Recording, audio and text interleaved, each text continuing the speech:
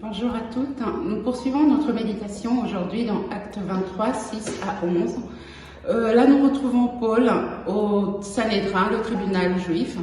Paul se trouve devant une foule qui veut sa mort. Et la stratégie de Paul est premièrement d'examiner la foule. Il se rend compte que dans la foule, il y a au fait les Sadducéens et les pharisiens.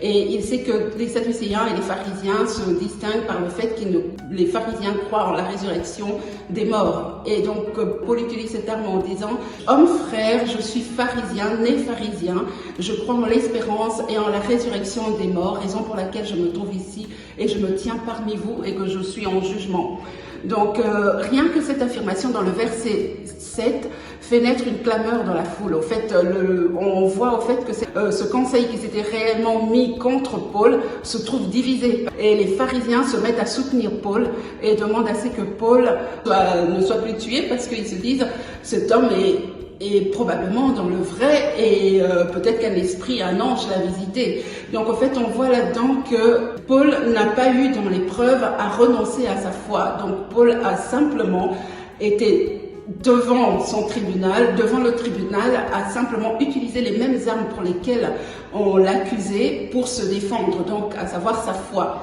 Et donc la clameur étant montée dans la foule, cette affirmation, cette proclamation de Paul a fait que le tribun a demandé à ce qu'on retire Paul du milieu du Sanhédrin et qu'on le monte dans la forteresse. Donc cette affirmation de Paul a permis que Paul se retrouve donc en protection, si vous voulez, et qu'il soit mis au large.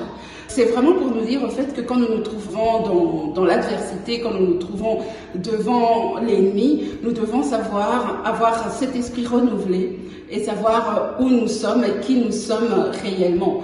Et nous devons avoir cette intelligence renouvelée qui nous permet de réellement étudier les armes que nous avons devant nous pour combattre. Et on verra plus loin dans le verset 11 que Dieu apparaît à Paul et lui dit « Prends courage, comme tu as témoigné pour moi, comme tu as témoigné de moi à Jérusalem, tu témoigneras également à Rome. » C'est comme pour dire à Paul, écoute, prends courage, je sais que tu es dans des tribulations pour le moment, mais je suis là, je combats pour toi. Mais en même temps, Dieu lui donne la réponse. Il lui dit, au fait, comme tu as témoigné pour moi à Jérusalem, tu témoigneras également pour moi à Rome.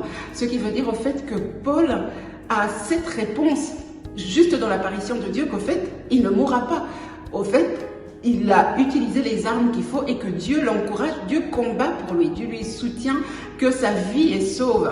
Et plus que cela, Dieu lui soutient encore qu'il poursuivra sa mission et qu'il se retrouvera à Rome. Donc en fait, c'est vraiment pour nous encourager les unes et les autres à savoir que quand nous sommes devant un combat, premièrement, prendre le temps d'examiner la situation, d'avoir vraiment cet esprit renouvelé, et également de compter sur Dieu, de compter sur ce que nous avons, ce pour lequel nous nous battons, sur nos acquis, à savoir notre foi, de la proclamer et que Dieu, lui seul, combat pour nous, première chose, et que deuxièmement, Dieu nous assure la victoire et nous assure l'étape suivante, à savoir que nous irons à Rome, à savoir que nous continuerons ainsi à combattre pour lui, à savoir que nous continuerons ainsi à proclamer sa parole et à agir tout simplement dans les voies du Seigneur et à savoir également que quels que soient les différents combats autres que nous pourrons rencontrer dans notre vie, quelles que soient les situations difficiles, lui est présent avec nous sur le chemin. Voilà, soyez fortifiés.